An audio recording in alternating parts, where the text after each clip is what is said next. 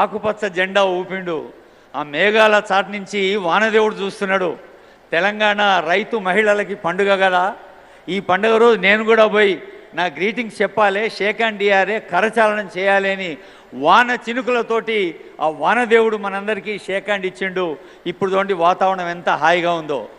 ఇంత అద్భుతమైన పండుగ తెలంగాణ రాష్ట్ర చరిత్రలో కాదు, దేశ చరిత్రలో కాదు, బహుశా ప్రపంచంలోనే స్వయం సహాయ సంఘాల చరిత్రలోనే మనం రాసి పెట్టుకోదగ్గ పండగ.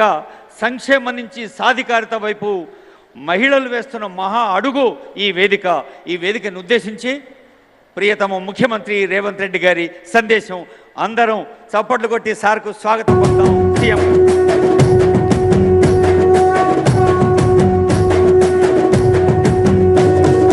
మూడు రంగుల జెండా బట్టి సింగమోలే కదిలినాడు ఒక్కరో కాంగ్రెస్ సూర్యుడు మన రేవంత్ అన్న నిగ్గదీసి అడిగే మునగాడు.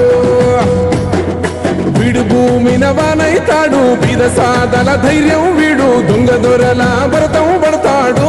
మన రేవంత్ అన్న పేద ఇంటికి పండుగ తెస్తాడు.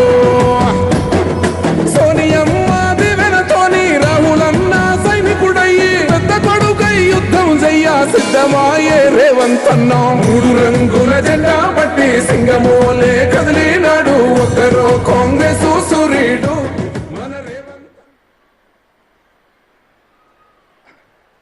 ప్రజాపాలన ప్రగతి ప్రణాళిక కార్యక్రమంలో భాగంగా పంచాయతీరాజ్ మరియు శిశు సంక్షేమ శాఖ మంత్రివర్యులు సోదరిమణి ధనసరి అనసూయ సీతక్క గారి అధ్యక్షతన మహిళా ఉన్నతి తెలంగాణ ప్రగతి అనే కార్యక్రమాన్ని ఏర్పాటు చేసి పరేడ్ గ్రౌండ్లో తెలంగాణ నలుమూలల నుంచి వేలాది మంది మా ఆడబిడ్డలను ఇక్కడ కవాతు తొక్కించి ఎవరికంటే మేము తక్కువ కాదు, సమాజంలో సగం, ఆకాశంలో సగం, అభివృద్ధిలో సగం, అవసరమైతే అందరికంటే ముందుంటామని నిరూపించి ఈనాడు ఈ కార్యక్రమాన్ని విజయవంతం చేయడమే కాకుండా నాతో పాటు ఈ కార్యక్రమంలో మిత్రులు సహచర మంత్రివర్గ సభ్యులు పొన్నం ప్రభాకర్ గారిని, మిత్రులు సహచర మంత్రివర్గ సభ్యులు కోమటిరెడ్డి వెంకటరెడ్డి గారిని, రాజ్యసభ సభ్యులు మిత్రులు అనిల్ కుమార్ యాదవ్ గారిని, రంగారెడ్డి జిల్లా సీనియర్ శాసనసభ్యులు మల్రెడ్డి రంగారెడ్డి గారిని, అదేవిధంగా సికింద్రాబాద్ కంటోన్మెంట్ శాసనసభ్యులు ఈ ప్రాంతం వారి నియోజకవర్గ పరిధిలోనే వస్తుంది శ్రీ గణేష్ గారిని, జూబ్లీహిల్స్ శాసనసభ్యులు నవీన్ యాదవ్ గారిని, మహిళా కమిషన్ చైర్పర్సన్ హైదరాబాద్ నగర మాజీ మేయర్ గద్వాల విజయలక్ష్మి గారిని, వివిధ కార్పొరేషన్ల చైర్మన్లను, మహిళా కమిషన్ సభ్యులను, రాష్ట్రం నలుమూలల నుంచి వేలాది మంది ఆడబిడ్డలు ఈ కార్యక్రమానికి హాజరై నీకు అండగా నిలబడతాం, తెలంగాణ రాష్ట్రాన్ని ప్రగతి చక్రాల మీద నడిపించండి అని ధైర్యాన్ని ఇచ్చిన ఆడబిడ్డలందరికీ మనస్ఫూర్తిగా శుభాకాంక్షలు, ధన్యవాదాలు తెలియజేస్తున్నా. వేదిక మీద ఉన్న అధికారులతో పాటు ఇక్కడికి వచ్చిన మా ఆడబిడ్డలకు తెలుసు మృగశిర కార్తె మొదలైంది. మృగశిర కార్తె మొదలైందంటే వ్యవసాయ పనిముట్లు వ్యవసాయానికి సమాయత్తమవుతాం. ఈ వ్యవసాయానికి ప్రాణవాయువే మా ఆడబిడ్డలు. అలాంటి ఆడబిడ్డలు ఈనాడు 553 ఆర్టీసీ బస్సులను కొనుగోలు చేసి ఈరోజు తెలంగాణ జాతికి అంకితం చెయ్యడానికి పాల పిట్టల్లాక వేలాది మంది ఇందిరమ్మ మహిళా శక్తి చీరలు కట్టుకొని పాల పిట్టల్లాగా ఇక్కడ వేలాది మంది వచ్చి కూర్చుంటే నా మనసు నిండిపోయింది. దసరా పండుగ చేసుకున్నట్టుగా నాకు ఆనందంగా ఉంది.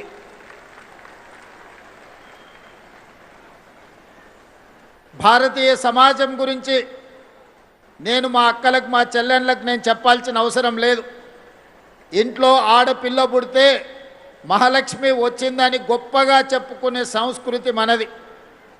ఈ దేశాన్ని భరతమాతను మాతతో అంటే తల్లితో మహిళతో పోల్చుకునే గొప్ప సంస్కృతి. తెలంగాణ రాష్ట్రాన్ని తెలంగాణ తల్లిగా మనం పిలుచుకుంటున్నామంటే తల్లి రూపంలో ఆడబిడ్డను స్మరించుకోవడము మన యొక్క సంస్కృతి. భూమిని కూడా భూమాత అన్నారు కానీ భూపిత అని అనలేదు. మన సంస్కృతి సాంప్రదాయంలో మహిళకు ఆడబిడ్డకు ఉన్న ప్రత్యేకమైన గుర్తింపు, వాళ్ళ శక్తి శ్రీమతి ఇందిరాగాంధీ గారి ప్రపంచానికి చాటి చెప్పినారు. మొట్టమొదటి భారతీయ మహిళా ప్రధానమంత్రిగా ప్రపంచ దేశాల ముందు ఐరన్ లేడీగా నిలబడి యుద్ధంలో పాకిస్తాన్ను ఓడించడమే కాదు, పాకిస్తాన్ని 2 ముక్కలు చేసి బంగ్లాదేశ్ అనే కొత్త దేశాన్ని సృష్టించగలిగిన ఉక్కు మహిళ, గొప్ప నేత శ్రీమతి ఇందిరాగాంధీ గారు.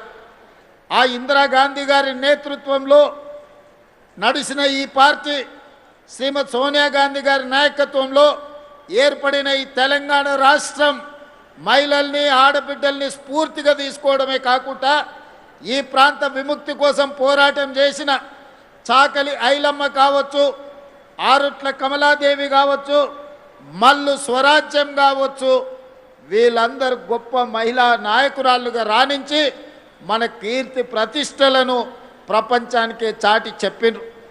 ఆనాడు అమెరికాలో ఓటు హక్కు మహిళకు రావడానికి 100 సంవత్సరాలు కొట్లాడాల్సిన పరిస్థితి వచ్చింది.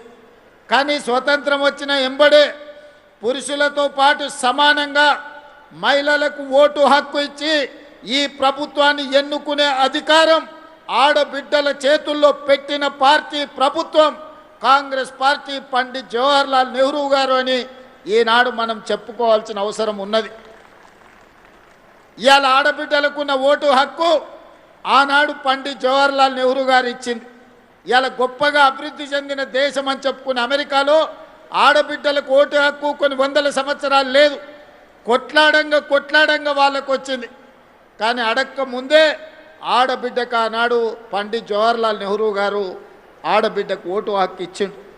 ఓటునే ఆయుధంగా మార్చి ఎన్నికలలో పాల్గొని ఈ దేశానికి మొట్టమొదటి మహిళా రాష్ట్రపతిగా ఆనాడు కాంగ్రెస్ పార్టీ నియమించింది.